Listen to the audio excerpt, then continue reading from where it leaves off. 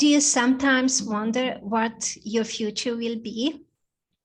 In this video, you will learn how your mind creates your future lives.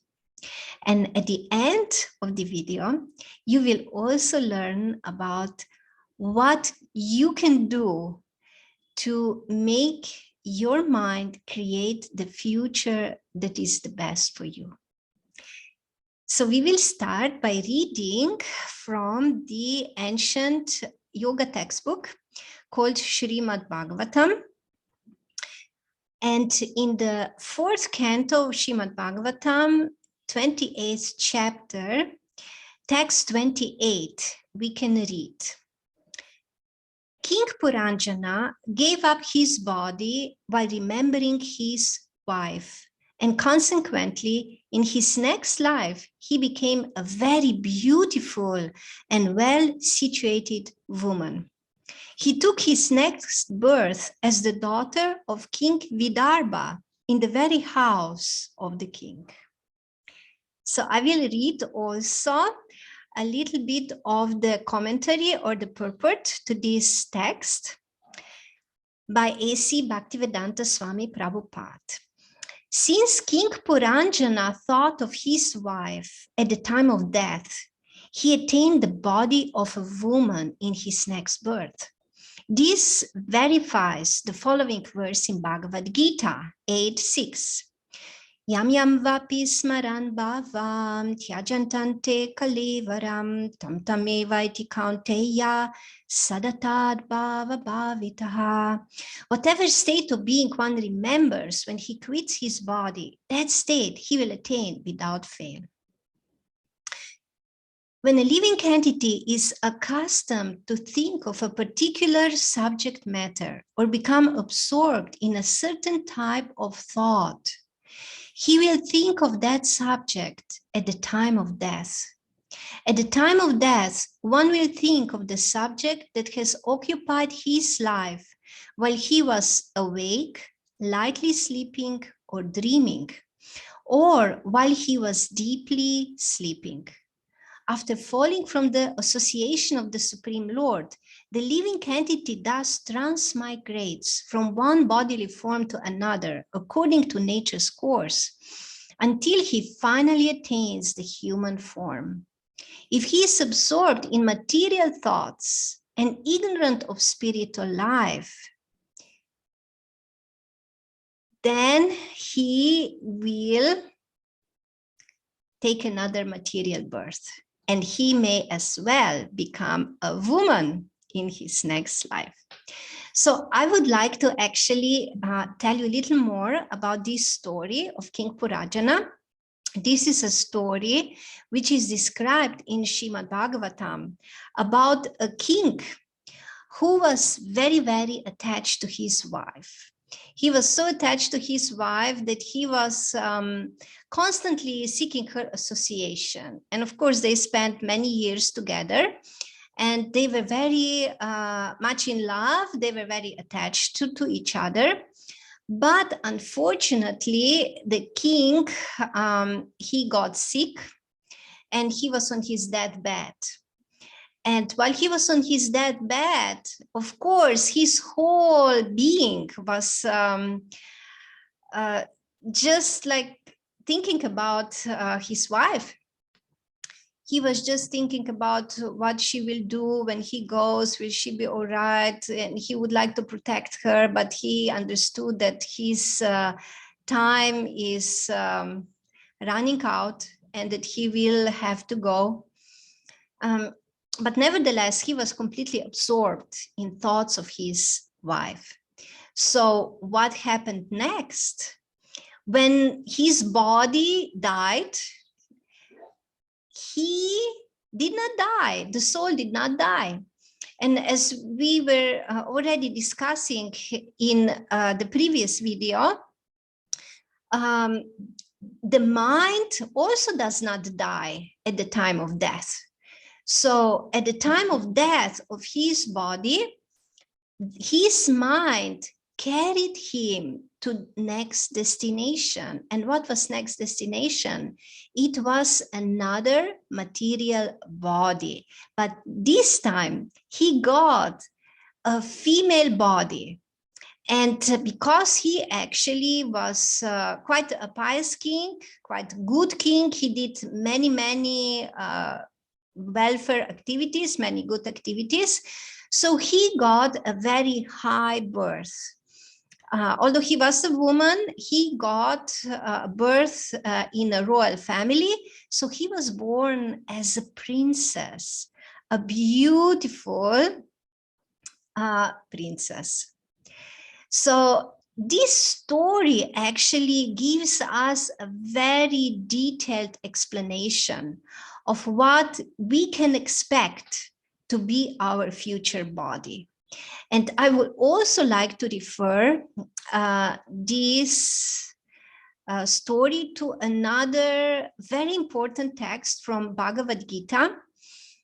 In the 8th chapter, we have a question by Arjuna about what is karma. And perhaps you know about karma, you have heard about karma, perhaps you have some knowledge already, or maybe this is completely new term for you. And I would like to give you the definition of karma from Bhagavad Gita. And Bhagavad Gita is actually the authoritative textbook which really gives the real definition of what karma is. So you're ready? You will be surprised. So karma refers to activity or action, action pertaining to development of material bodies of the living entities is called karma or fruitive activities. So let me say it again. Maybe I can explain it a little bit. Karma are actually those activities that we do which will bring as a result another life, another material body. So this is what karma is. So perhaps you have heard that karma is the energy that you put out and will come back to you, or that it is like a third Newton law, that whatever you do to others will come back to you again. And this is all true, but in the very essence, the very definition of karma goes much deeper, because it's not just about the results of what we do here and there, but the most important result of activity, which is called karma, is that you will remain in this material existence, that you will remain in material consciousness, which is, from the point of view of the Vedic wisdom, it is existence of a prison. It's like a prison life for the soul. So if you have been wondering why there is so much suffering here in this world, why also you may have experienced so much suffering in your life, this is the reason. Because this life in which we are right now, this material life, material consciousness and material existence, is like a prison for the soul. And for as long we are acting with the desire to enjoy the fruits of our activities, we are actually creating a new life, a new material body, in which we will have to again experience the 4 primary difficulties of life. And these are birth. Birth is actually, although we are like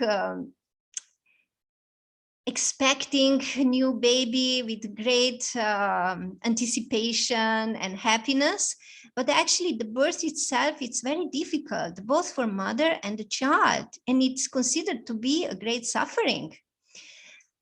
Then disease is very difficult, especially now in these pandemic times. So many people suffer so bad because of disease.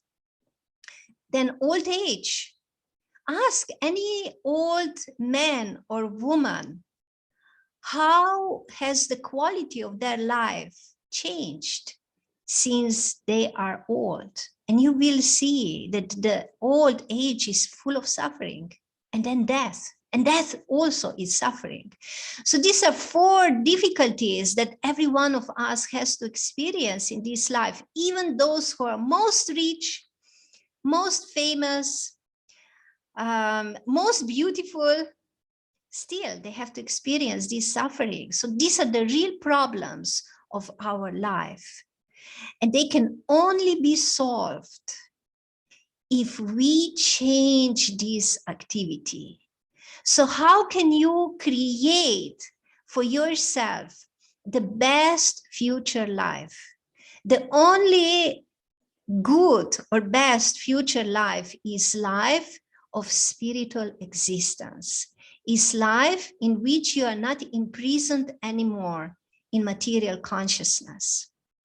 And the ancient Vedic textbooks like Bhagavad Gita and Srimad Bhagavatam teach us exactly this. There is a spiritual practice, they're called sadhana, which you can take up, and it will enable you, it will equip you so that you can create the future life of happiness, full knowledge, and eternal spiritual existence. I would be very excited if you can subscribe to my channel and also like this video. And if you can ask me some questions, please write down in the comments. If you have any comments, any questions or thoughts about this topic, it's a very important topic that you should be thinking about right now, because your life is also passing away, and you have to take the opportunity of the human existence, because only in this human life you have the opportunity to solve these problems and actually really reach this best future life.